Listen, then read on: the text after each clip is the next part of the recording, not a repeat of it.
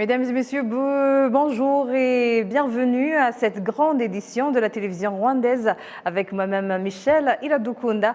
Et tout de suite, voici les grands titres. Le premier, la cérémonie de collection des grades académiques ce vendredi à l'Université du Rwanda.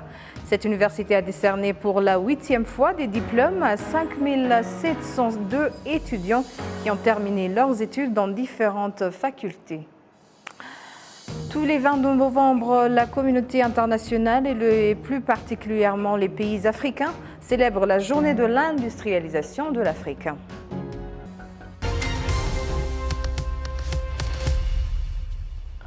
Bienvenue à ce journal, cérémonie de collation des grades académiques ce vendredi à l'Université du Rwanda. Cette université a décerné pour la 8e fois des diplômes à 5702 étudiants qui ont terminé leurs études dans différentes facultés.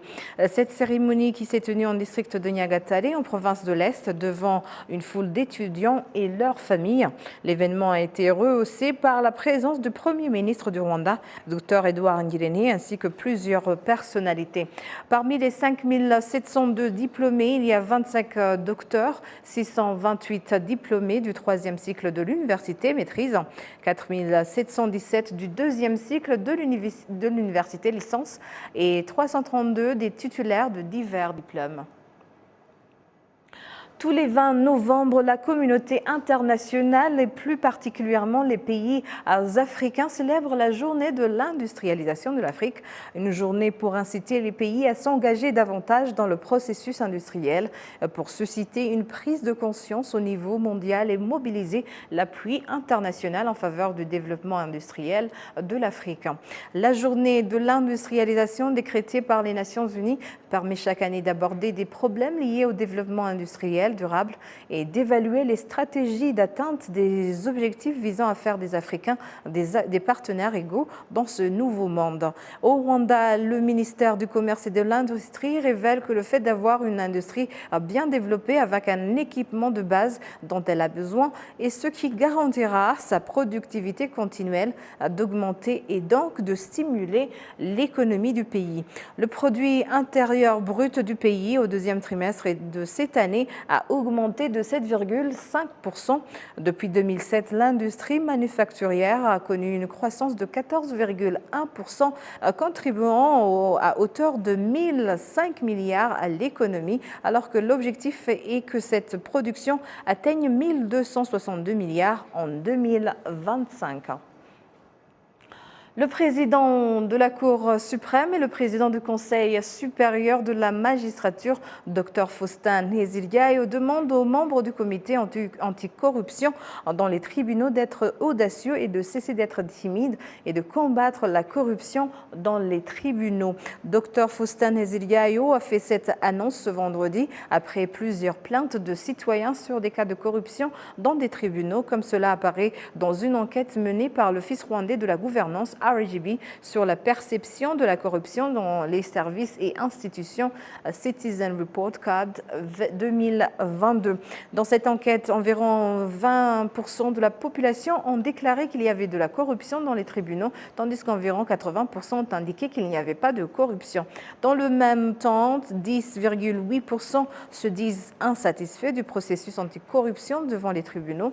Le président de la Cour suprême, Dr Faustin Nteziryayo, a demandé aux acteurs du système judiciaire d'être le catalyseur du changement contre la corruption.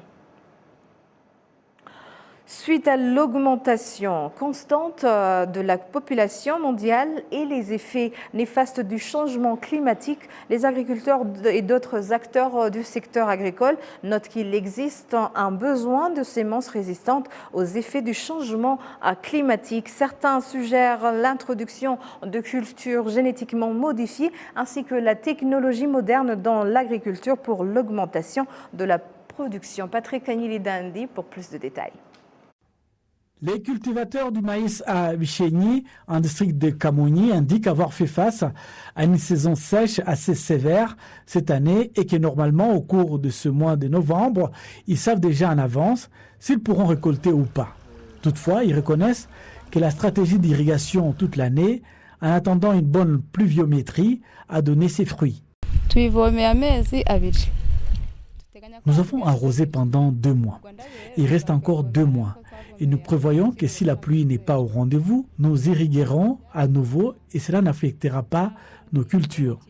La pluie ne suffit pas, nous voulons donc utiliser des machines modernes. Il est prévu que dans ce programme, que chaque agriculteur récolte 5 tonnes de maïs par hectare, 2,9 tonnes de soja par hectare, 18,9 tonnes de pommes de terre par hectare, 3,6 tonnes de céréales par hectare, 19,7 tonnes de manioc par hectare et 4,8 tonnes de riz par hectare. Les industriels spécialisés dans les produits agricoles affirment que de nos jours, la production agricole nationale a diminué et certains d'entre eux préfèrent importer. Nous avons la capacité de traiter 2 tonnes, mais maintenant nous traitons 800 kilos par jour. Si les pays pouvaient introduire des semences résistantes au changement climatique, les agriculteurs utiliseraient peu d'engrais car les plantes seraient résistantes aux maladies. Les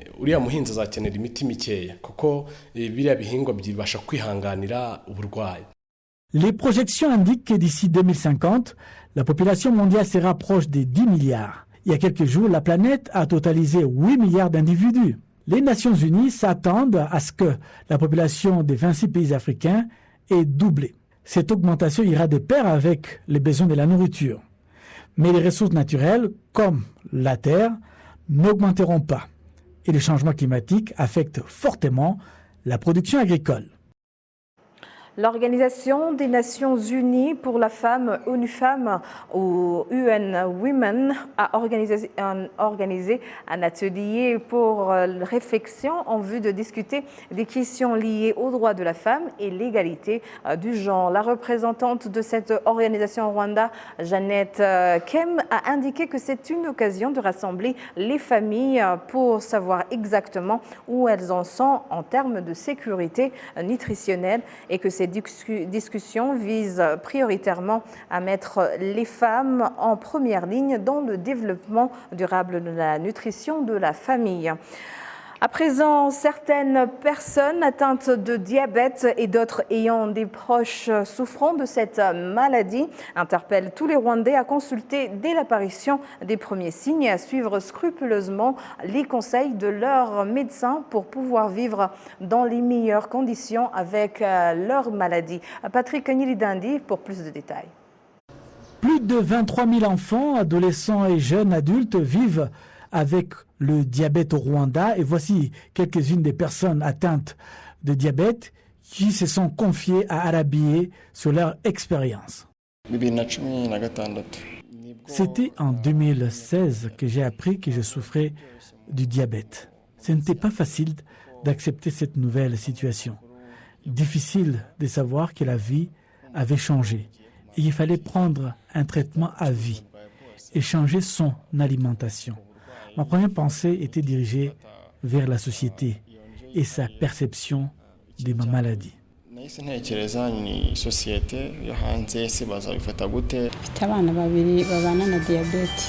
Mes enfants sont diabétiques. Le premier, j'ai appris sa situation alors qu'il n'avait que 16 ans. Le second, à 12 ans. J'ai été fortement perturbé, bouleversé. Je me suis dit que c'était fini, que je devrais me préparer à la mort de mes enfants. Tous reconnaissent toutefois que cela leur a été difficile d'accepter leur nouvel état sérologique qui les oblige à vivre avec le diabète. Ebel Bila Mahire, lui aussi diabétique grâce aux conseils et aux soins reçus de l'Association rwandaise du diabète, il est aujourd'hui un exemple vivant que tout le monde peut vivre avec la maladie et réaliser ses rêves. Il demande à ses compatriotes et à la société de ne pas les stigmatiser. Au fait, à part le fait de prendre régulièrement et tous les jours des médicaments, il n'y a aucune autre différence avec les autres. Uingabire Etienne, directeur de l'Association rwandaise du diabète, a noté que quel que soit leur plaidoyer en faveur des personnes atteintes du diabète, auxquels les différents partenaires au niveau national et international, ils sont toujours confrontés à certains défis. Notre devoir est d'éduquer tout le monde. Le malade, ceux qui vivent avec le malade, mais aussi toute la communauté. Nous avons également pour habitude d'approcher le milieu du travail pour expliquer cette maladie. Nous approchons aussi les écoles, du primaire aux études supérieures, afin de prévenir et éduquer toute la société.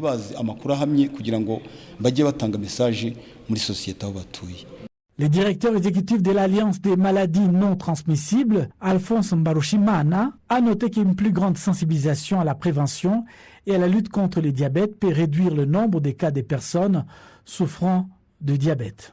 Le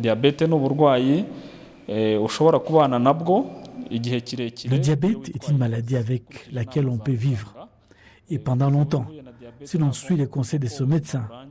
Lorsqu'on vit avec le diabète, on doit donc suivre les recommandations du médecin, suivre l'équilibre alimentaire prescrit et éviter des sentiments de désespoir et de solitude, mais plutôt échanger avec les autres personnes souffrant de la maladie.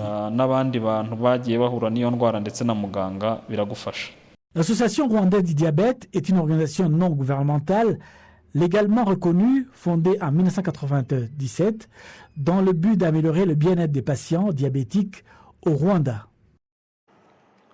Selon les institutions de santé rwandaises, les naissances prématurées représentent 40% des décès chez les enfants de moins de 5 ans. Les pédiatres recommandent une stratégie de soins progressive comme étant la plus efficace pour aider les enfants à bien se développer et à mener une vie saine. Patrick Nyilidandi pour plus de détails. Blondine Nyom Rosa vit en district de Gasabo et a donné naissance à un bébé à seulement 26 semaines. Elle indique avoir pensé d'abord perdre son enfant, mais grâce aux soins médicaux qu'elle a reçus et à sa volonté de suivre le conseil des médecins, le nourrisson se porte actuellement bien. J'ai eu des contractions avant l'heure. Les médecins ont essayé d'arrêter ces contractions, mais ce n'était pas possible. J'ai dû donner la vie à mon enfant. J'étais terrifiée et inquiète à cette idée, mais surtout à la possibilité de perdre mon bébé. Il est né avec 970 grammes et était si petit. Cela fait 2 mois et 2 semaines depuis sa naissance.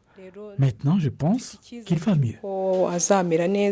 Un enfant est considéré comme prématuré s'il est né avant 37 semaines et pèse moins de 2,5 kg. Ces enfants souffrent fréquemment d'infections, d'une mauvaise digestion due à des intestins immatures et des problèmes respiratoires. Selon le pédiatre Ariane Nina Daikeje, la méthode de soins maternels aide à la croissance de bébés prématurés. Lorsque ces bébés prématurés sont exposés à des environnements froids, cela peut être très préjudiciable à leur croissance. Par conséquent, les soins maternels aident les bébés à se réchauffer progressivement. Cela aide également lorsqu'ils sont capables d'allaiter, car cela permet à leurs intestins de s'ouvrir et de développer la capacité de recevoir le lait. De plus, le bébé reçoit les nutriments nécessaires trouvés dans le lait en détectant l'affection de la mère à travers le contact corps à corps et cela stimule la production du lait. Le 17 novembre, le monde entier a célébré la journée mondiale de la prématurité. Au Rwanda, elle a été célébrée à l'hôpital de Kibagabaga. Le directeur général de cet hôpital, le lieutenant-colonel Dr Munyamena Ernest, ainsi que le docteur Kiza François-Régis, qui est responsable du département de programme de santé maternelle et infantile, souligne l'importance d'une communication continue entre la mère et le médecin afin de réduire le taux de mortalité des bébés prématurés. La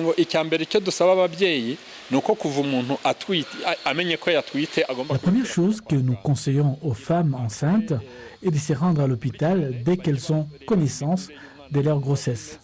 Ce faisant, cela peut être suivi tout au long de la grossesse et apprendre comment le bébé grandit dans l'utérus, ce qui nous permet d'expliquer plus facilement à la mère comment le bébé grandit dans cet utérus. C'est aussi simple de suivre une mère qui a un problème pendant sa grossesse et qui accouchent à l'hôpital.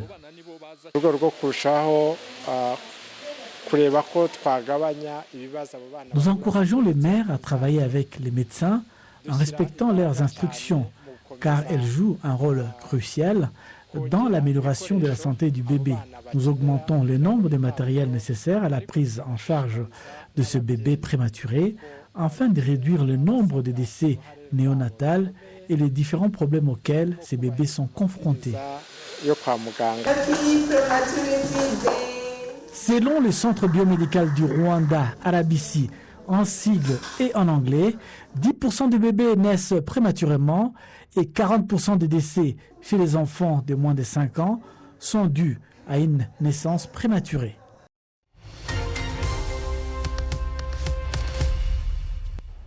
Voilà, c'est tout pour l'instant et au nom de toute l'équipe qui a contribué à sa réalisation, je vous remercie. Bonne poursuite des programmes, bon week-end et d'ici là, portez-vous bien.